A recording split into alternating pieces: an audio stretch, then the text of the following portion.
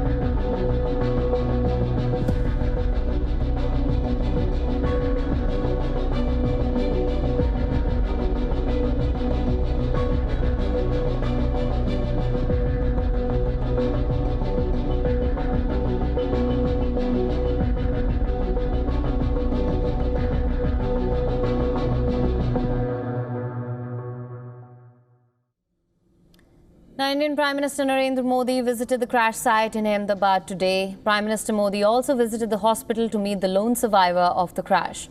A London-bound passenger jet crashed in Ahmedabad on Thursday, killing at least 265 people on board and on the ground. One passenger miraculously survived, as I mentioned earlier, 40-year-old Ramesh Kumar. 40-year-old Ramesh is the sole survivor of the crash. The government has also opened a formal investigation into the cause of the crash. Air India CEO Campbell Wilson arrived at the plane crash site today. Rescue teams are working, scouring the charred wreckage with sniffer dogs. Deputy Commissioner of Police Kannan Desai told reporters that 265 bodies had reached the hospital. India's Civil Aviation Authority said 2 pilots and 10 cabin crew were among the 242 people on board. Air India said that there were 169 Indian passengers, 53 British, 7 Portuguese and a Canadian on board the flight bound for London's Gatwick Airport. That suggests that at least 24 people died when the jet ploughed into a medical staff hostel in a blazing fireball. And that the toll may rise further as more bodies are located. UK Prime Minister Keir Starmer said that scenes from the crash were devastating, while the country's King Charles said he was desperately shocked.